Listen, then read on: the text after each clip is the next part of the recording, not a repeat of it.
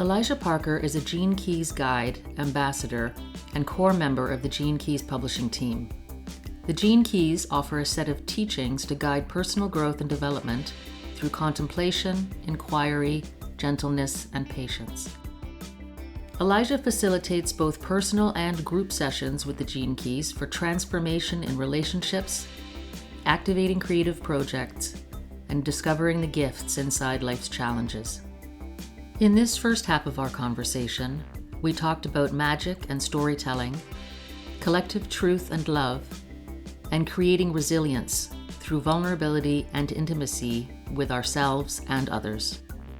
Here's the first half of my conversation with Elijah.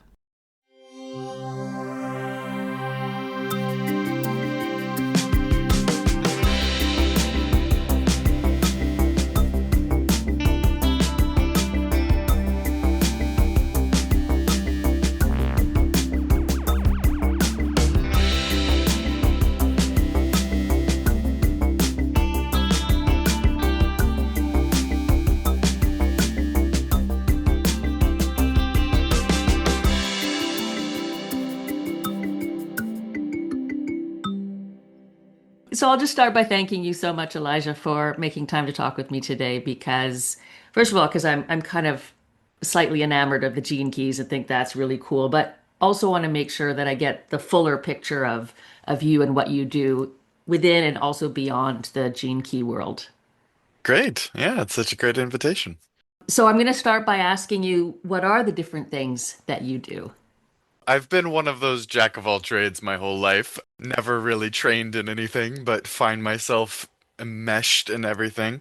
But these days, I am grateful that most of my work is, in fact, with Jinkies and Jinkies.com. And I'm grateful to get to be one of the leaders. And I've been part of building the programs, building the website, designing, writing, but also handling accounts and debugging and all of the tech and things like that. And over the years, it's grown to be an amazing team. So now I get to be a leader within a team of incredible digital wizards and marketing experts and all those things. So I'm really grateful to just get to bring my art into the Gene Keys as a storytelling mechanism, as a curriculum for transformation, but also as an expression of art and magic and beauty. That's kind of what I do.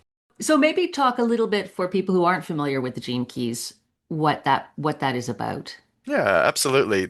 Richard Rudd is the author and the founder of the Gene Keys, and it's a book, and then it evolved into a series of books as well as a set of contemplative teachings. And it brings the simple axiom that within every shadow, within every challenge in our life, is a creative potential, a gift, and even more than that, an enlightened essence that's actually teaching us about the grace and love that the universe wants to provide by us turning those challenges into our genius, by allowing our natural state to blossom, which is a tough thing to ask in a crazy human world. So it provides us with these specific keys, these archetypes, to help us step towards that beauty that we are, and hopefully identify some of those wound patterns inside ourselves that may be past trauma or the ways that we deal with conflict or just the stress in our bodies as we experience a global meta crisis. They're encoded. And this idea of gene keys is that even within our DNA is a binary code, is a incredible algorithm for our awakening. And so by using things like the I Ching and human design and astrology, there's many different systems like fingers pointing to the moon to say, there's a unified field within us, and we have the potential to unlock that living wisdom. So Gene Keys provides a contemplative, gentle, imaginative, and poetic, but also practical reminders to help us look at those shadows in our life and hopefully unlock more and more of those gifts for our families, our friends, our communities, and eventually whole gene pools waking up to that truth. Yeah, and I find it really interesting because I come from a background of education, so I develop courses and workshops and things, and the essence of it always is transformation. So, what is it going to take to get me from where I am today to where I want to be tomorrow, and what kind of support do I need, or what kinds of tools are available to me, and how do I chart that path?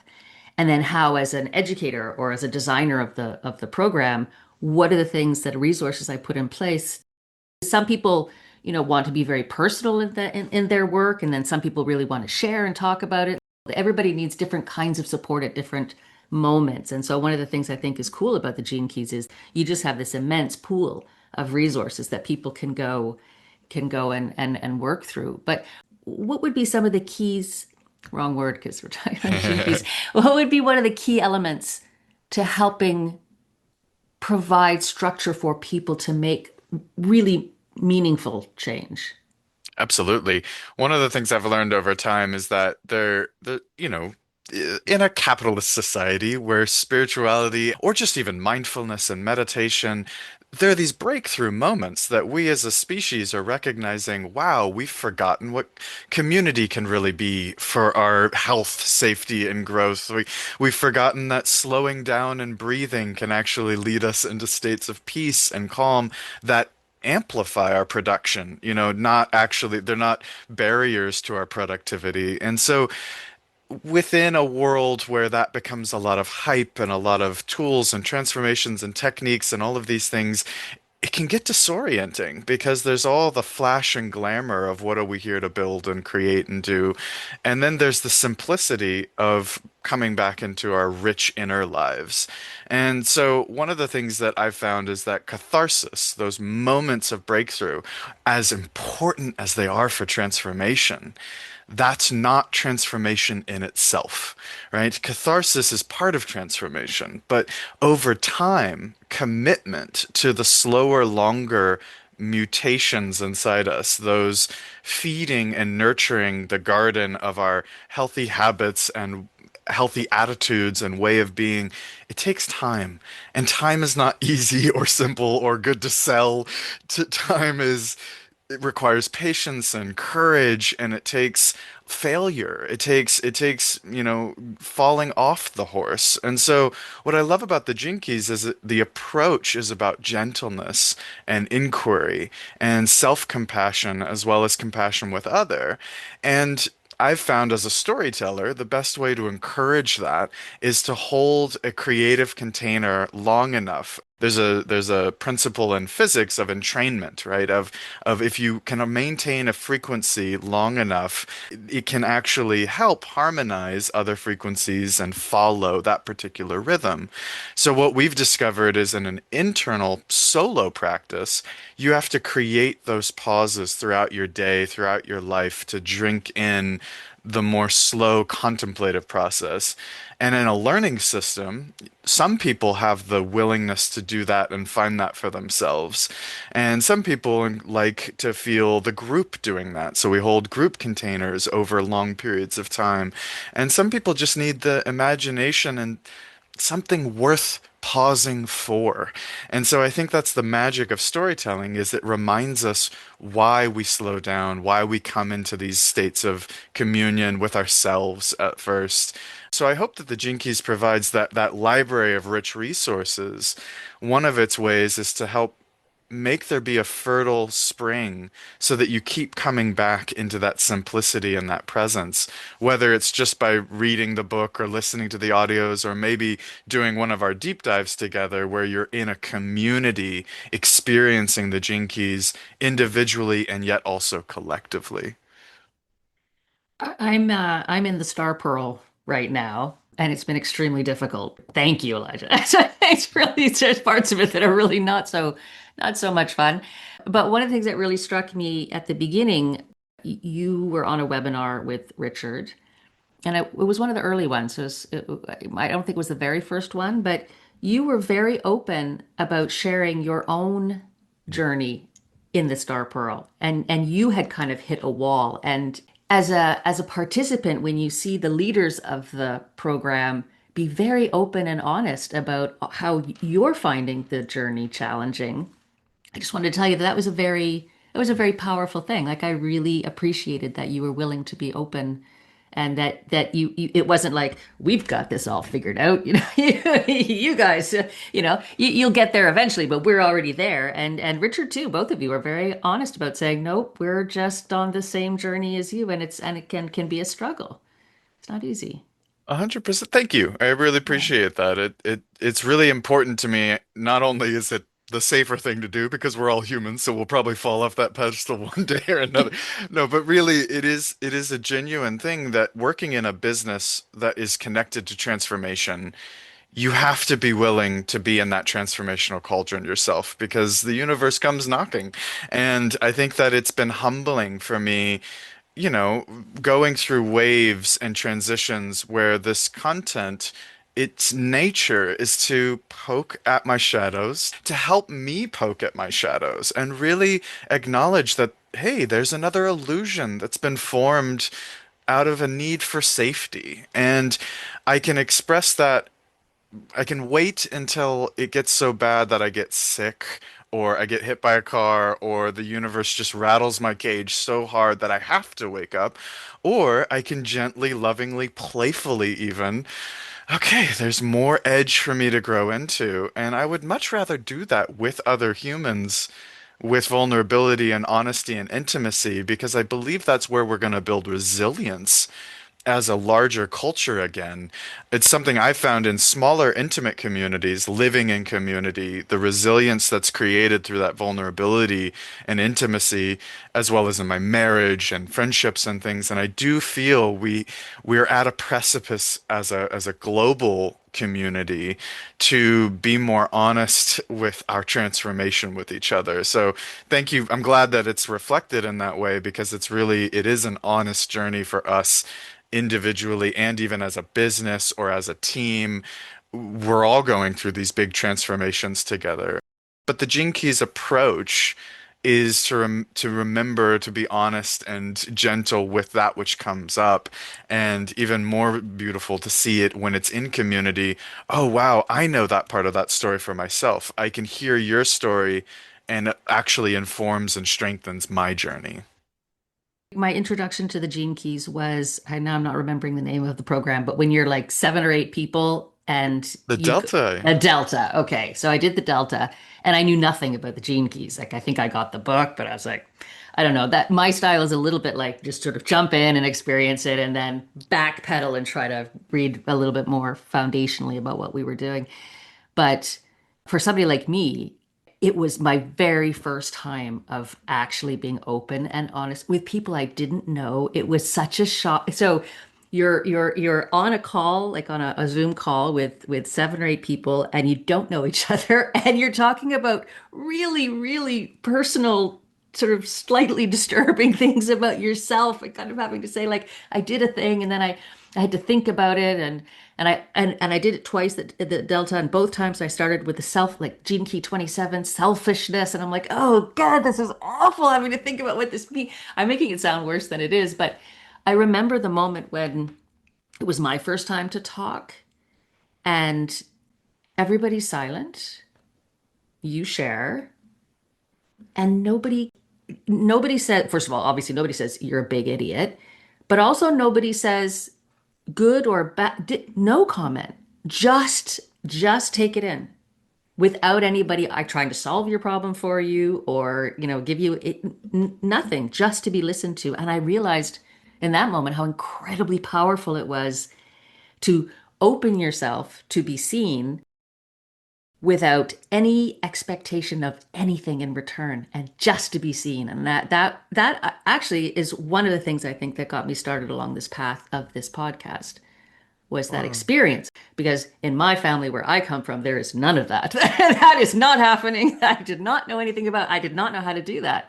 And I still work, I have to work very hard at it, but it was incredibly enriching for me to have that experience. It was wonderful. That's incredible to hear. That's like sings in my heart because that's what I hope these experiences can inspire. Because the same for me. Sometimes I don't even know what's occurring inside me until it comes through the voice. And that is a terrifying thing to actually share what's coming up for me inside a group of people But when it's reflected in that way, or just held in that way, I like that you described it as maybe worse than it sounds worse than it is, but that's what's juicy is like it is that tender, and it actually sometimes can feel earth-shattering to say something out loud, and it's silly. It's like stubbing your toe in the long, in the larger scale of things, but it can feel that intense. And that's really what the Jinkies showed me is, whoa, there are some core wounds. There are some deep, sacred wounds inside me. And it might be something silly on the outside, or it might be not silly. It might be very serious, but it's actually not about the surface action that happened or what someone said. It touches something deep that connects to mom and dad, or connects to ancestors, or connects to just some human wound that doesn't even have context in my world. So it's kind of scary and intense to have to do that, but I also hope it sounds like you're feeling the victory of that too, which is there's so much energy, actually, free energy that's released from something was wound up, wound was wound up. And as we get to share with them more honestly, with ourselves first and then with each other, that energy gets released too, which is exciting and liberating. Absolutely. Absolutely. And it's also it's a gift to be able to receive others' stories, their sharing, that you can then say, oh, I realize how powerful that was for me. And now I can just sit and just be witness to whatever it is that you want to share. And that's a huge gift. You just feel so good with that. And then you see, well, that person is really struggling. And from the outside, you say, well, actually, it's not so bad. It's not so bad. And then you think, well, then maybe my thing is not so bad either. Like we're just all letting it. And that idea of releasing that tension, I think, is very powerful too, because everything we hold inside actually is probably not as bad. And when you can just sort of let it be seen, it is a huge release, and you can just feel so much calmer after, even if nothing changes. Yeah. Nothing has to change, just you have sort of released some of that tension. I wanted to ask you, because you mentioned storytelling a couple of times. Maybe talk to me a little bit about what storytelling means to you. Absolutely. Being an author, I've write, I make music, art, but one of my main arts is storytelling. Everything from I host Dungeons and Dragons campaigns. I go into the fantasy realms and hold it in that way, or in Jinkies, you know, practicing an improvisational exploration of archetypes is an art form for me. And so I love to use word and emotion and experience because I feel like we project meaning onto everything. It's a part of us as myth makers, as humans. And story sometimes, like one of the stories one of my teachers would always share is that in the beginning, the truth came to humans and it was so raw and wild, we were unable to contain the magnitude of truth. And so truth began to put on the masks of animals and dreams and these stories. I think the story helps us touch into a universal archetype because we all learn differently, like you said. We all live different lives. We have different experiences. And yet, there's a connection that we can all resonate with. It's why movies move us and music touches our hearts. There are threads that we all can learn from and breathe with. So, storytelling for me became an art form to say, how can I universalize what is very personal to me and still invite every other person to find it their own individual connection instead of my truth is now your truth because that just doesn't work, right? But story has a little bit more leeway to be like, oh, it's any truth with a bit of flavor and like banks to the river to guide us towards a collective truth, which I think is one of my most ecstatic moments when a group of humans feels truth together, that is a special moment because that requires an individual connection and a willingness to heal and feel in the group. So I think all art truly is storytelling and actually just all life is art and storytelling, but my particular way is through words. I have to guard myself sometimes against going off on tangents that are not where I should go in these conversations. But you did sort of, by talking about truth and a collective truth, there is a little bit of my background in philosophy that kind of gets a little bit like, ooh, is there a collective truth? Are there multiple? I'm a little bit on the side of multiple truths. I don't know where Oh, you I love stand that. on that, A but hundred yeah, percent. I okay. mean, let's put it into the Gene Keys perspective because I love is the Gene Key of truth goes from doubt at its shadow Yeah. to inquiry, to asking the question, is its gift state, to truth. And in a city, and the highest essence, that word is not about a single state. And so I think I was more referencing when a collective feels truth. And I think that's a really important distinction because right now we're feeling a division based off of the many truths. And I definitely agree with you on a philosophical. I'm constantly, more of my Buddhic practice is dismantling most of my mental frameworks that I've used to feel safe. So the gene keys, I've let go of the gene keys 100,000 times in my life because if we hold too tightly to a mental framework that we think is going to work unilaterally in every situation, which I think is our diseased version of truth, is, oh, there's something solid that will plug in every way and it's always true. That I have less belief in. But when resonance happens to these feelings and universal patterns. For example, love. I think every person has a different relationship to love. You can't just define love. But I do feel that collectives have experienced love together. Maybe that's a bit more what I was referring to with collective truth. That's great. No, no, that's perfect. And it's an extremely complex That's to be a conversation for another time because I'm also not saying that I have my truth and my truth is true no matter what is happening out in the world. I don't believe that either. It's a lot more nuanced than that, I think. But I do love the idea of a community in a moment experiencing a swelling of Mm. connection, and in that connection there is a sense of truth and that we're all kind of like this is because it's Gene Keys. I talk maybe more a bit more like this, but like more vibrating. Like we're all kind Mm. of like humming at the same frequency in that moment, and that's super powerful too. And it can happen just between two people too, or it can happen with a large group of people. It can happen online. It can happen. I'm more of an in-person person, but it can happen online too if we all have a kind of a common grounding or having spent time thinking about the same thing, and then we kind of get brought to a common feeling about something. That's really cool. You mentioned art and magic too. To come back to the idea of art and magic, why did you say magic?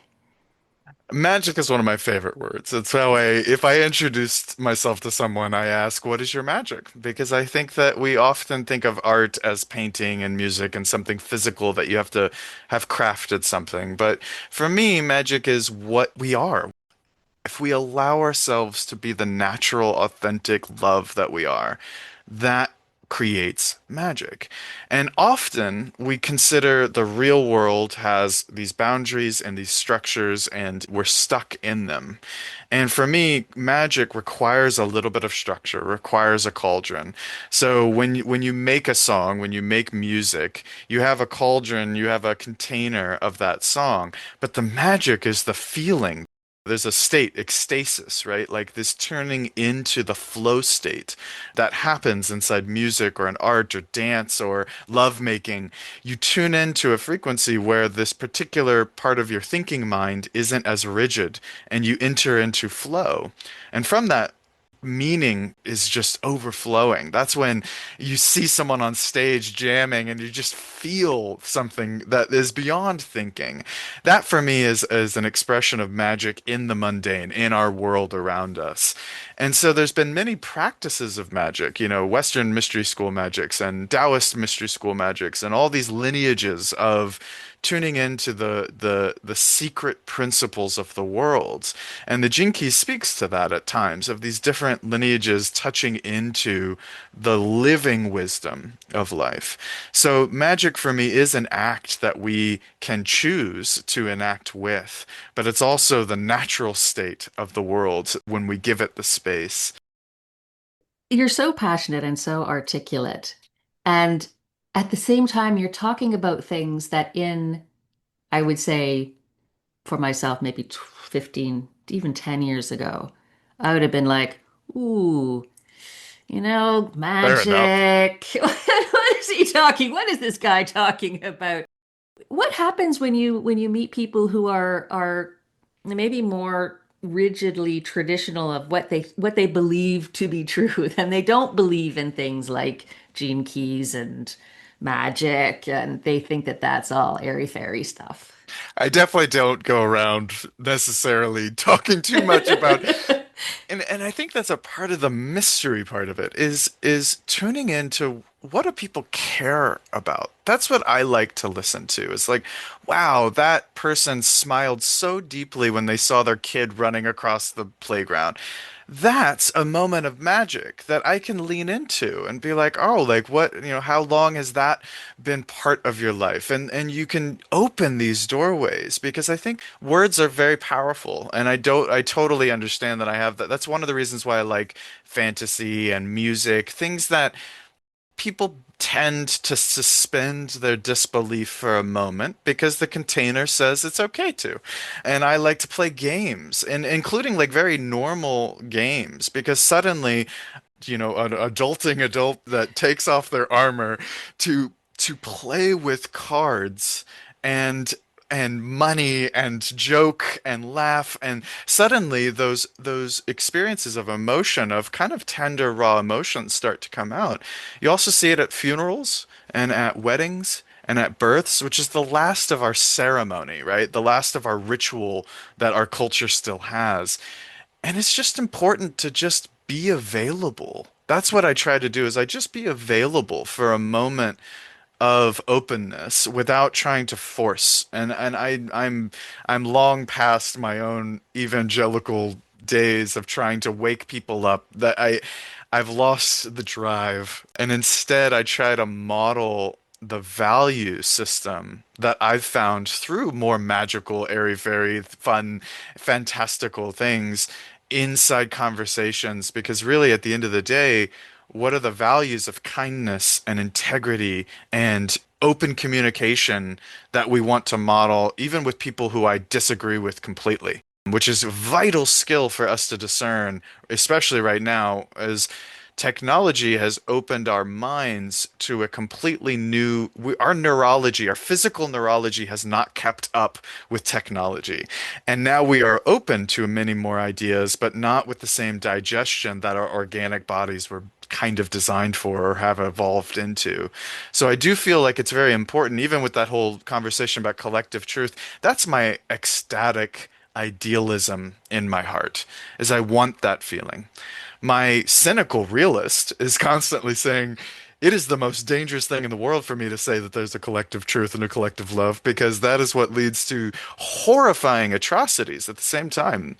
So it is a balance, and I think that's a part of our journey right now as ecstatics, is to tune into the both, to tune into the ecstasy inside our suffering, to tune into the division that we create where we feel so alone, and practice and find new creative ways to make bridges. And sometimes we're going to make mistakes in that conversation with each other. You can learn more about Elijah at fractaldoors.com and on Instagram at fractaldoors. And if you're interested in the Gene Keys, check out genekeys.com.